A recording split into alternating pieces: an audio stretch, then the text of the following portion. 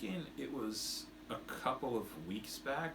I had watched a stream by David Wood, an apostate prophet, where they were reviewing a conversation between Jordan Peterson and Bill Maher. Right? And Bill Maher was kind of going off on one about Christianity and the flaws of that. And at some point in the conversation, I think Jordan Peterson had kind of said something to the effect that, well, secular humanism also kind of had some bad stuff in there. Bill Maher's rejoinder to that was, well, we got rid of that. Yes, it was there, but we got rid of it. And he was kind of trying to get across that, well, Christianity, what do you do with that? I mean, you can't really change that. I mean, it's in there for good, the bad ideas, which I don't agree with. For the record, I do think Christianity is capable of change within certain parameters.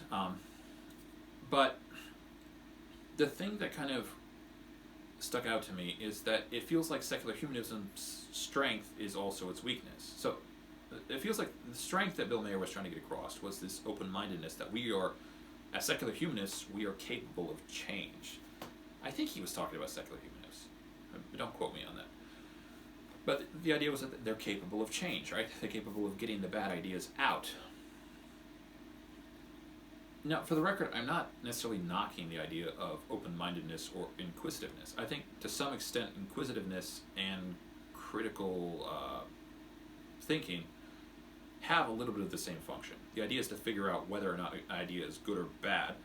Critical thinking, though, would tend to posture itself more in a defensive position of keeping out bad ideas versus inquisitiveness, which is more of a guileless, non-skeptical variant, which kind of you're taking in the ideas and then exploring them further. And then maybe you figure out whether or not they're good or bad. I guess the question is as to when you come to the conclusion as to whether the idea is good or bad and what damage can be done in the interregnum. Point being, I guess to some extent inquisitiveness is the issue in here, but I think the bigger problem is that secular humanism has no standards, like in the dating sense, of course. No, I guess that maybe works too, but it has no objective, permanent standards. All of the rules and the laws in secular humanism, I guess they maybe have them, would be edicts that are given by a human or a group of humans to other humans. They're not fixed, so it's effectively an ideology that's built on shifting sand, meaning that the next time something like polygenesis or Nazism 2.0 or wokeness 2.0 comes down the pike, the next time these bad ideas come down the pike, secular humanism is right there, ripe for the picking. It might be good now, but it won't necessarily remain good.